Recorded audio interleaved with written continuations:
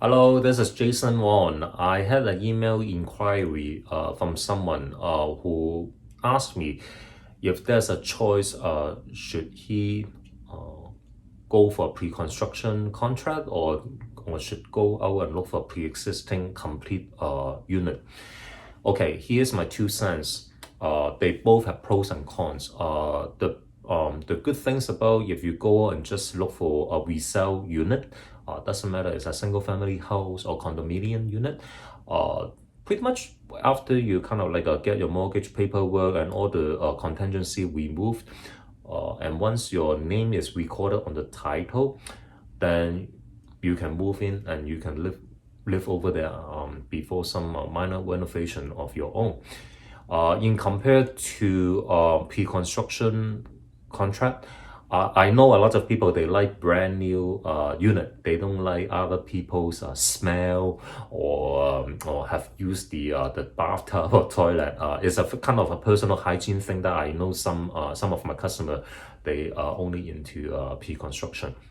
And the beauty of the pre-construction is you can pick out the plan how you want it, and you have a X amount of months, if not years, for you to plan out about the interior or the furnishing. So you are not in a super rush mode to kind of like get yourself, uproot yourself and move into the unit.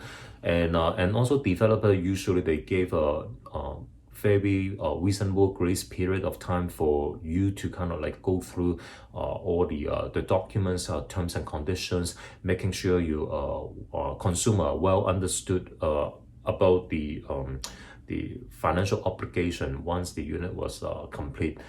Now about the cons, the negative part about buying a pre-existing unit, because it's pre-existing.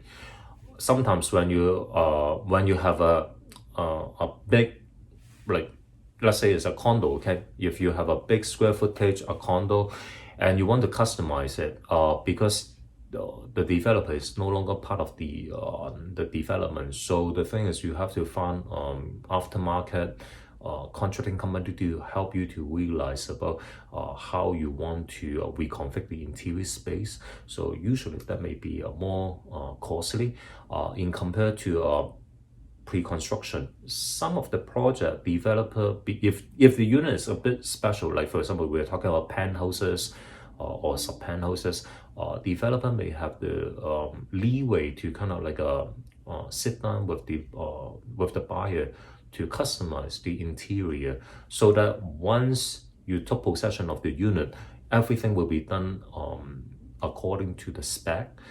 So which is a very convenient way for people having that turnkey feeling when they customize everything with the developer during the pre-construction phase.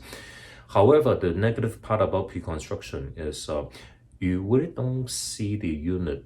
You only look at the AutoCAD drawing, the graphics, and also the brochure that the developer print out.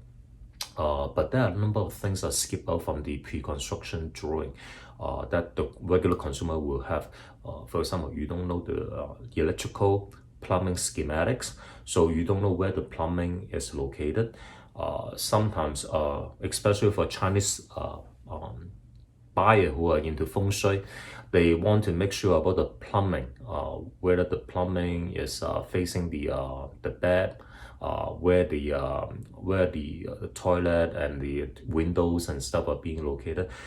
Some drawing are more detailed, so they probably will rendering better. But however, each of the rendering they always have the disclosure saying about the actual unit may or may not be the same as what you see. So there's always a disclosure to all the potential buyer for pre-construction.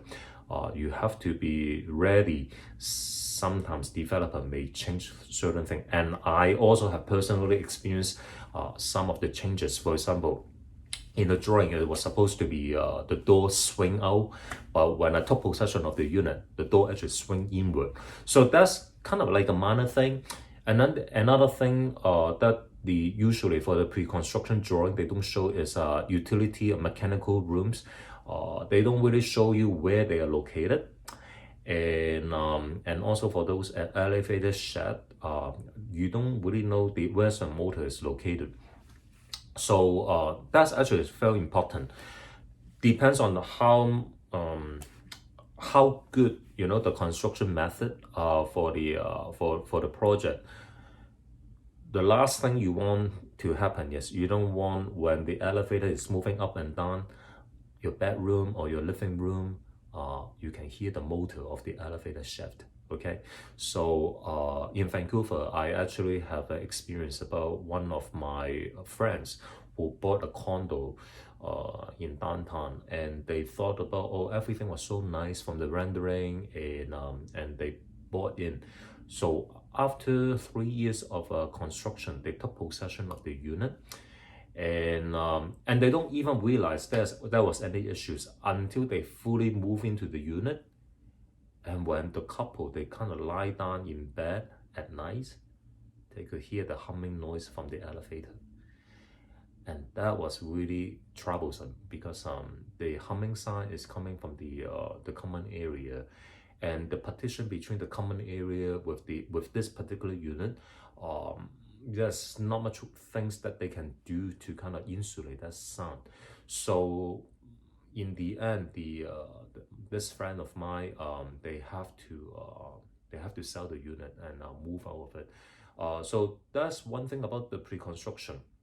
Everything that you see on the paper are subject to change, and the actual experience of living and hearing and smelling anything, you won't know until you actually move in and live there. So this particular person who emailed these questions to me, I want to let him knows about, personally, I like to touch things with with a concrete feeling. So I like to know what I'm buying for. I'm one of those people that I'm willing to wait until the project is complete, and then go in and really kind of look at the unit like daytime, evening time, and also in the weekend, and to see whether the noise level and the traffic that is coming in and out of the building is acceptable. So that's really my 2 cents.